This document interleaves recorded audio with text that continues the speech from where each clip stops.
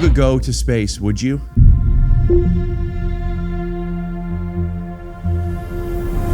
No, absolutely not. Fucking hate space. Because if you knew that you would get back safely. No. So the issue isn't necessarily the fear of your well-being. It's what? Oh, just that I have a fear of like empty spaces kind of thing. Oh, well, don't watch this. So, you're like, you want to see into my closet? But yeah, I don't like open water. I don't like open space. It freaks me out. I would go to space. Oh my God. Really? Yeah. How far? Ooh. I mean, what are those 3 levels called again? The Kardashev scale? Yeah, it depends on where we are on the Kardashev scale. What if we're a 1? I don't want to go. I mean, how long does it take to get to Mars the fastest? 8 months? Maybe 6. Depends on the technology, yeah. He's sorry, so cute. I'm Bring this mimicking closer to you too while you're... Sorry, because I'm laughing. I would want to go to walk on Mars. I wouldn't want to have to do it for 6 months to get there and back. Yeah, and you have to do the 6 months. Yeah, I mean, that's like the best case scenario. Right now with our technology, 6 months is like what they hope it is. And you can only do that, once every 18 months or something? Yeah, it's about every 2 years. Which means if you go there, it takes you 6 months to get there, but you have to stay there for a while. Yeah. Otherwise, when you come back, I don't know whatever equilibrium it would be, but like... You're waiting for the next window, the next launch window. Yeah, and if you miss it, you got to wait another 2 years. Yeah, no, that's because they're orbiting at not at different speeds, but at different distances, right? Is it still the same speed, but it's closer versus further? No, because the closer you get, the faster you orbit, generally. Right, so you not only are you going faster, you also have less to go around. So we have gone around the sun many times more than Mars ever has. Yes, right. Yes, yeah. Yeah, so it's tricky because you got to time that just right. What's the moon? A few days? It's 3-ish days. Yeah. I would do it. You'd go to the moon? I would want to. I want to walk on the moon. I feel like being able to see Earth the whole time is like fine. Like you can see the ocean. Can't you see Earth the whole time when you go to Mars? Yeah, but you can't see like the ocean and stuff. You know what I mean? Right. Like you can't like see textures as a star. Oh my gosh! When you get to see even images from the space station, but like the ones from the moon. Oh, do you also believe that we never went to the moon?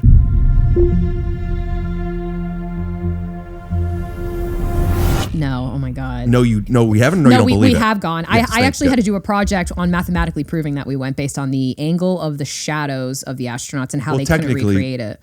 They could have done that too and made it. No, because they didn't have the technology for that lighting equipment. It didn't exist then. Got it. Yeah, so I used, I think that was my project. I used the angles of Neil Armstrong or something. So for our Clips channel, explain to me how you know for certain that we landed on the moon. Through my project that I did? Yeah. I mean, I wouldn't even say that. It's just, can you really keep 10,000 people, I don't know, it's like 100,000 people from telling a secret? Fucking spare me. No way could you keep 100,000 people's, I mean, it's the janitors. Well, obviously they haven't. That's why it's out now. I mean, no, it's not. That's what's crazy. It's like, I mean, it's everybody who worked in that facility. It's the astronauts, it's their families, it's the people, it's the administrators and their families. I mean, it's 100,000 people lying. You can't even get 10 people to keep a secret. 100,000 people keeping a secret? No freaking way. I have a really hard time with a lot of conspiracy theories that involve that because how could the secrets stay that way? Right. To me, that's like the biggest, But what were you saying about the lighting? How did you prove it mathematically? I'd have to get the exact equations of what I was using, but basically how it works is those shadows can only have been put there by an object big enough and far enough away, like the sun, to the moon. But if you're in a studio, why can't you just... The angles are different. Yeah, because that lighting technology didn't exist back then. What lighting technology? I'll put a tennis ball in front of the light. No, because the angles will be sharper, I think was what it was.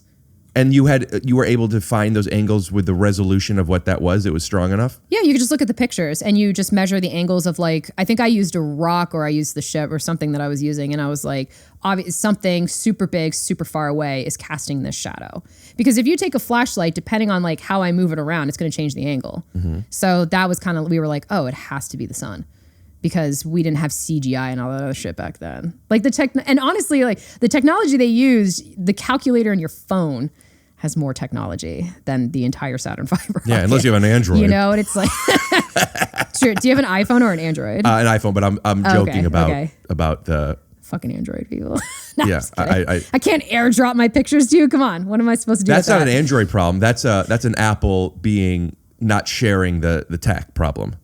Oh, you mean for the airdropping? Yeah, there's things that the Android doesn't do that the iPhone does, not because they don't have the capability, but it's like, you know, PlayStation games not working on Xbox or vice versa. Yeah, I've heard of that. Now, Flat Earth. Oh yeah, that one's even worse. Why do you think that has become a thing? Is that just based off of social media and everybody having a stage now? Yeah, I think it was Neil deGrasse Tyson who had like a really good quote on it. It was basically, you have two problems. You have, well, not problems, but you have two challenges on why this happened. One is us leaving the earth, which people say that didn't really happen. No, it's the freedom of speech mixed with everybody has a platform. Oh, I thought you're talking about why it, right, gotcha. Yeah, like why we're even here in this situation, because like it had been. Wait, that just, my camera just turned off and I don't know why. Hey, at least you heard it. Let me you.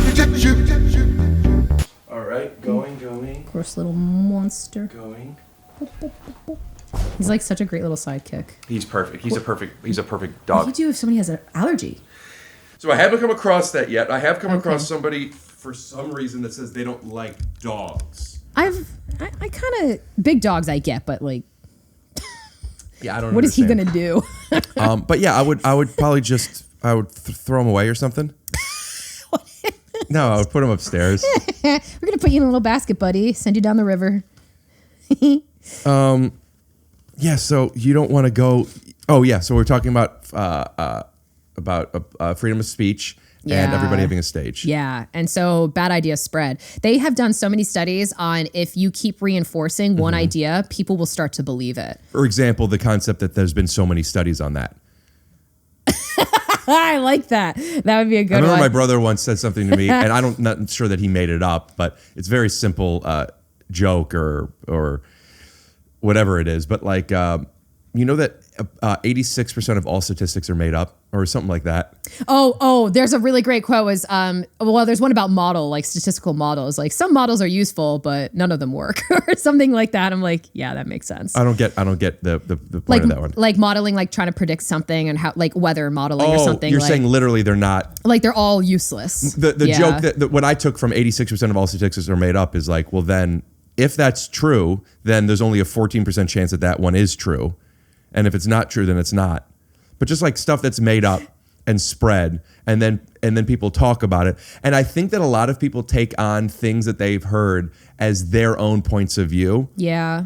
And then it becomes a thing where, like we were talking about, when Pluto's not a planet anymore, when their points of view are challenged, which their point of view was just inceptioned into them based on things that they've heard enough times. The flat Earth one is weird to me because that isn't just about the science. That is about what's weird to me about it is also about the lack of trust. Yeah. In like and in intention. Like what do the people in power who gain from making people think the earth is round, what do they get from making people think it's not flat? I know. It's really the big question is like, what is the point? What would be the point of lying? Mm-hmm. You know, Eratosthenes was the guy that determined what the curvature of the earth was. That was one of the things that he's famous for. Can I guess how he did it? That would be a wild guess. Was it done in Egypt? Yeah. Did he look at how far the shadows from certain things were cast? You're getting close. Yeah. Shadows? Okay, shadows, yes. And based on where they were, I don't know. I can only imagine that. It's pretty good. Like just trying to like work it out. Yeah, it's really close. So what happened was he put a stick in Syene, Egypt, which is like modern day Aswan. It's like southern Egypt. And then he was in Alexandria. So a few hundred kilometers apart. And so midday on like the summer solstice, when the sun is directly overhead, he measured the shadow, the angle of the shadow in Alexandria, and then had his assistant at the same time measure that shadow, and it was like 7 degrees difference. And that's how we realized that the earth was round. What meaning that the sun has a different horizon here than here. Yeah, the right. shadow was, I forget where it was negligible, like you couldn't see a shadow, and in one of the spots there was a little bit of a shadow. So what made him think to even do that? Aristophanes. Who knows? What's his name? I mean, Eratosthenes. Eratosthenes. Yeah, it's who knows how he was like one. I don't know. All those people back then were like, I'm just gonna wake up and discover something crazy today. That's why in your thing, some people might want to go back to those days. Go all the way back. Where people cared to figure stuff out. Maybe for democracy or like solipsism or something like that, but not. I don't know anything else. I feel like technologically, no. Although the oldest computers. But don't you need to have somebody who comes up with a question where the answers could be solved later? Well, the idea is that the people who need solutions have the question, right? They're like, we have this problem. How do we solve it? We're going to try to push these people to kind of solve the problem for us. And are there an infinite amount of people, or are all these people in the simulation? So there's only so much of us that think they have consciousness, and the rest of them are like non-playable characters? Yeah, most of the world is NPCs. Those are the people who don't have inner monologues. I mean, it's probably. I know. I think about that. I'm like, I'm probably an NPC, probably. But if you're thinking that, you can't be, right? I don't know, right? How can you prove it? First base. I mean, maybe. Who knows? I can't prove that I am or am not. Definitely not to you, and I don't know how to myself. Could you tell me what we could do if we were, what's the Kartic scale? I keep forgetting. Kardashev. Spell it. Kardeshev. So if it was level 2, i.e. Star Trek, what would we be doing on Earth with that kind of power? We wouldn't really be on Earth at that point. We'd be everywhere in the solar system, right? We'd be like all over the place. So we could kind of go anywhere we wanted to. But I mean, on a smaller scale, that's the same case on Earth. Like we could go anywhere we want on Earth, but people still have their home base. Right. So they travel, but wouldn't Earth still be home base for the majority of humans? I mean, theoretically, if we don't destroy the planet, yeah. So if that were the case, what types of things would we be able to do that we can't right now? Travel faster. Travel faster is the big one. And that would mean that we created an engine. See, this is where the energy thing comes in. And we created an engine that was efficient enough to burn fuel, fusion, fission, whatever we're using for it to travel within a reasonable amount of time from Earth to like wherever the fuck Jupiter. That's the main thing, is just going faster? I mean, that would be a huge element. That would be a insane element because it's not just about building a faster engine. That technology would be applied to a lot of other things because that's power. We'd apply it to to like not only electricity probably and how we function as a society, but just, I mean, think about how much you use power for. How often you have to plug your phone in, like how much energy we consume in a day. If an engine could do something like that technology will be applied to anything. So right now, our technology is limited to the power we could use. Yeah. Meaning that if we had more power, we'd probably have better technology. And what types of things do those look like? And wouldn't that be where the art and the STEM meet? That would be imagination for sure. Yeah, that is a lot of imagination because I can't even think of stuff. I'm like, I have no idea. I mean, I think about travel a lot and how the ships would work. And outside of that, I'm like, man, I don't know. Like, it doesn't exist yet. What is what is your take on, because I mentioned it earlier as far as a finite resource, what is your involvement in the crypto space? I don't really touch it much. No? Not really. No. I really don't know that much about it either, too. Like money for me has always been I think going to business school and working in politics very briefly, I was like, fuck this. And I kind of just had like a whole like mental rejection of it. I mean, I spent 10 years traveling in and out of the Middle East. I was homeless for a month in Wyoming in the woods. Like I've just like had a whole thing with money. Thank your dad for surviving that. My mom too, though, and my school and my friends. Like you learn from everybody in my job. I had to learn how to do some of that stuff because we had to like keep people from getting themselves killed. Was it a choice? Your homelessness? Yeah, for the most part, it was mostly just like I don't feel like moving. Then. Yeah, because I mean we were living in a tent, but it was just like we have no money, and I don't know what to do. Who's we? My roommate and I. Yeah, we just different than the autistic one. No, it's the same one. Yeah. You guys have been friends for a while. Yeah, since we were teenagers. Is guy or girl? Guy, yeah. Yeah, and he lives in Nashville now. So you remind me a lot of him, actually. You guys communicate almost entirely the same, which is pretty crazy. Is he good at basketball? No. Huh. He's pretty tall, too, but he's just like, no. But you just talk faster than him. But your form of communication is very similar, and I'm like, hell yeah. But I do say I think, or maybe. He's getting better about it. He's getting better. But see, you're conscious of it. And once I showed it to him, now he's going to like hyperfixate on it. He's going to use it all the time, probably. So when somebody says something that they say as a matter of fact, do you have a mind where you then take it as fact, or do you take it as, I know that this person thinks this? It depends on who it is and their background and what they're talking about. Right. So if all those things add up, I'll be like, okay, yeah, sure. And it's tough. I'm in a really tough spot because there's this expectation that I know everything, which is really exhausting. And it's my fault. Who has defined that expectation? Everybody who watches my videos, like followers and stuff. Like if I make one little slip up in the way that I'm speaking, which happens a lot, and I'm like, shit, I should have said that differently because that's not what I was intended. And it's really, I should have not done STEM communication because it's too big, it's too much. I really shot myself in the foot with that. I should have just like hyper fixated on something because now there's this expectation that like, yeah, I'm gonna know everything about everything. And I'm like, I feel like for one, maybe in 30 years, I'll absorb more. But the problem is because I cover so many topics, there's this constant rotating belt of information in my head. Can't say rotating anymore. What do you mean? I have to say spin? Yeah, I got to come up with a better word. One of my friends works at CERN and we were talking about this and we were like, what is that? It's the particle collider, that massive one in Europe. It's like the one everybody wants to work on. The Big Bang? Something like that. Yeah. Yeah, but that's what they work on. They like slam particles together and they see what crazy shit can happen. They're like the people that do it because I think they have the largest. I think it's like 27 kilometers or something. It's crazy big. So she works there. Is that the one that's a circle? I think they're yeah. It's like underground in Switzerland. Yeah, because in case they're like recreating stuff that the sun is doing or something and it might blow up. No, it's mostly it's just a safer environment down there in general. Like less like what if a car drives by and it's making noise? Like just everything about being underground is just better. It's just more secure, more insulated, more everything. So yeah, you don't really want to. Although that's how you make plastics in some places. So what do you mean? A particle collider? Yeah. There's like a method for making plastic out of that or something.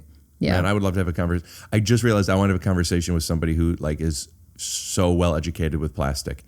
Yeah, plastic's pretty bonkers. Yeah. Yeah, I actually picked somebody's brain recently about it who works in that. I don't know. I think he's a material scientist. If we get into that, so be it. But I cut you off with you were saying that you're working with someone at CERN. Yeah, I was talking to her and I was like, because we were talking about how the missteps in speaking and how we've like really paid a price for it. And I was like, yeah, and I always think about spin. And I'm like, because that's the wrong word. And I'm like, do you have a better word? And she's like, there is no better word. We have to use spin. She's like, maybe someday somebody will come up with something clever and we'll start saying that. But like spin's the easiest way to communicate this idea. I was like, man, that sucks. What? But does particles spinning while they move as opposed to being everywhere all at once? Yeah. Like how do you visualize that in your mind? Like you can't, right? Because nothing works like that. Spinning doesn't make me think of everything all at once. Yeah, but it's really, because it's more of a mathematical concept than like a physical one, right? So how do you visualize? I'm not a quantum physicist, so I don't know how they deal with communicating it with everybody, but like. You want to be? No, absolutely not. If you could matrix download something where you know everything about the something, what would that be? Piloting a plane. Man, you love transportation. I do. I think it's really interesting. What would happen if we could harness the power of the solar system? We could travel faster. Yeah. For me, it's like all about how do I get somewhere? But yeah, traveling a plane. Is it how to get somewhere or how to leave somewhere? How to get somewhere, how to explore, how to like go to new places. But you don't want to. You said you're afraid of space. Oh, if we had a method of like Stargate SG-1 kind of shit where I could just walk through and I can be on another planet. Oh, hell yeah, I would do that. Why SG-1 instead of Stargate? Did that come up? Because I know the movie Stargate. I don't know if I ever saw the movie, but that show was the only show I had access to as a child. It was a show. I didn't know what it was. Did that come out after the movie? It had to have. I want to say it was before. It was 90s Maybe, for I don't sure. know. Put up the dates. Because I was a kid. Stargate was, So it was definitely the movie. 90s. Anyway, great show. TV. Tell me something else before we end. Tell me something else that's awesome. That's like mind-blowing? Yeah. Oh my God, I'm trying to think of something that came out recently. Although, actually, the wormhole thing that we mentioned and then we didn't really touch, not the wormhole thing, the warp drive. That's a technology that they're trying to figure out the math for, if it's even possible. Because how everything works is the math has to be solved first. And then maybe later you have the material scientists who come up with materials that can withstand whatever the thing the math says can happen. And then engineers who actually build the damn thing, right? So that's like kind of the order of operations. Like the Boolean algebra that computers are built off of, especially back in algebra? Boolean algebra. What is that? That's like what computers are at least back in the day for sure, they were mostly built off of. The 1 + 1 = 1 kind of crap. It's just binary math and it's what computers use. It was created like 100 years before a computer even existed. So 1 + 1 = 1. Oh yeah, it's I learned it very briefly. It's like 1 + 0 = 0 or something like that. It's like got it. So the first number doesn't matter then. It made sense to me once upon a time when I needed to know it, but since I haven't had to know it for a long time, but it's I thought you knew everything. I wish, dude, man, my life would be so much easier if it did. Actually, no, I'd probably go crazy. Sure. But I just remember 1 + 1 = 1. Okay, like, so Boolean algebra. Binary. What was the point? Yeah, it came out 100 years before the first computer ever did. Right, so that's just kind of normal. The math is just first, and so Is that why everybody says my comedy's kind of ahead of our time? Because they're going to build an entire genre around you in 100 years. That would be pretty cool. But you were talking about hyperspeed. Yeah, the warp drive thing. So in Star Trek, I think in the movies they really showed it, that kind of bubble shape, and the ship is kind of moving through it. I think that was more shown in the movies than the TV show. That theoretically can be a thing. Stargate shows that too. Oh, do they? You're talking about when you're going, is that the same thing like in Interstellar where they're going through the wormhole and it looks like they're through a thing? That would be different. Different. That's what I'm picturing, the wormhole. No. The warp drive idea would be very different. It would basically be, instead of moving through space, space is moving around you. Right. And okay. Yeah. The concept makes sense. Yeah. So how are we pulling space to us? Yeah. So that would be this bubble idea, right? And so they're trying to figure out if mathematically that sort of thing's even possible. Is this even something that could theoretically happen? Explain this to me, because I'm not visualizing this. Yeah, it's tough because it sounds a lot like a wormhole. So the idea, if we were going to do not Star Wars, if we were going to do a wormhole, the idea behind, we'll use this thing. The idea behind a wormhole would be is if this was our plane, our third dimensional plane, they always, I can't believe I'm doing this example. It's just the easiest, fastest way. It's fine. Everyone get it. Yeah. You put a hole through it. Yeah. You fold it in half and you just punch through. So that's a wormhole. That's you skipping over space. You're jumping over it. The warp drive would be, I'm here and that's space. Yeah. But what does that mean? Are we I can understand if we're here and then you put us in some type of a cryo chamber to where then we just wait while space comes. But how do you speed up the space moving? What does that mean? Space is moving on its own, right? It moves anyway. Right, but not to the sense where hyperdrive works. So it's expanding faster below us or around us? What does that mean? Yeah, it would basically just keep moving around us like a rock in a river. Yeah. And you would just wait until the part of the river you want to reaches you. But that's what traveling is anyway. No, we move through space. Okay. Yeah. I'm not visualizing. Let's say let's use Mars as an example in relation to us.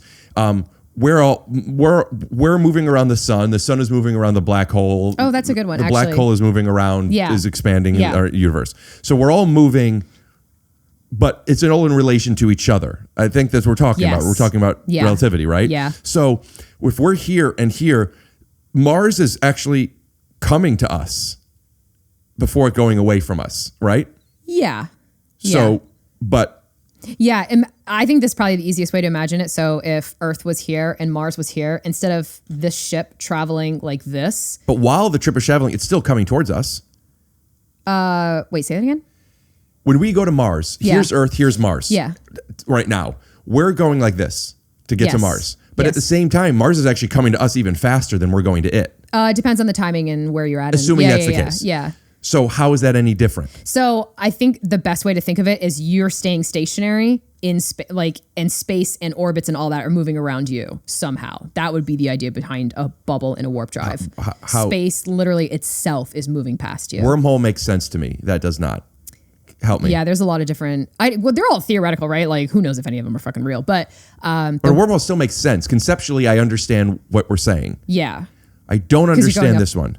Yeah, because this one you're still moving through space in the sense of there's no higher dimensions, there's no black hole, no crazy shit. You're still just in regular space, which is why people think this is more realistic. Which would be necessary because even if we could go the speed of light, which we can't. Yeah. It would still take forever to get places. Yeah, I mean. So that's not fast enough still. And you'd be crushed to death trying to get to that speed anyway. So really, even if you're accelerating over time? Well, see, now if you're doing that, now you're wasting even more freaking time, right? It just, the whole thing takes forever. And maybe less time, or what's Star Trek have? They have an inertia dampener or something, right? I don't know. I didn't really watch. They have something that keeps you from getting crushed to death jumping to those speeds. Or Maybe Star Wars has it. I don't know. But I get them all mixed up because they're all using very different technology that could theoretically work. But yeah, I personally think the wormhole is the most realistic option. But a lot of people think it's the warp drive because we don't have to mess around with higher dimensions. It's just and how do we do that? That doesn't even take energy then. We're just finding a way to manipulate space or to freeze ourselves in time. It actually takes a ton of energy. That's the problem with the whole thing. And what are we doing? Where are we putting? We're telling space, come here faster? No, we're trying to create a bubble. I think that's the idea. We create a bubble so we don't move, and then everything else just continues moving around us. I think I understand now. So yeah, it's crazy. So if here's Earth and here's Mars, and now we're on a spaceship going this way. While we're going this way, we're actually technically relatively being slowed down because we're going this way, but everything is going this way. It's kind of going like this. So if while everything is going so fast like this and it's expanding, we don't, that makes sense now. Now I get it. It is really weird. It is like a really weird concept, but the math is starting to check. They're starting to figure out ways where it mathematically could work. Kind of like if we're both in cars. And I'm on this car, and I'm on if I'm on a train, we're on a train, and I'm on the car on this end of it, and I were to jump up and land, I'm now here. Yeah, I feel because everything came to me. I feel like that would be like an easier explanation for. I think a river would probably be a bit better. I think if you were going down a river and you're like, wait, I want to meet this person up there, upriver. You grab onto a rock and you just wait, and water just keeps flowing past you, and then eventually they reach you, and you get out of the water, and you never moved. Right. Yeah. Oh, right. Yeah. So that's the idea behind it. But yeah, they think that makes more sense. Yeah. So that's probably if we ever figure out how to travel in like interstellar travel, so to different stars, that would. But wouldn't that be a one-way trip? Because the universe, depending on where you are, because if the universe is expanding like this, if it's expanding this way, it would make it easier for us to go here. But to get the other way, I don't think so. I mean, that's not. That research paper didn't really address it, so I'm not really sure what they think about it. Wow, what's going to be happening later on? Scoot doo, blabbity blue, scoop dee.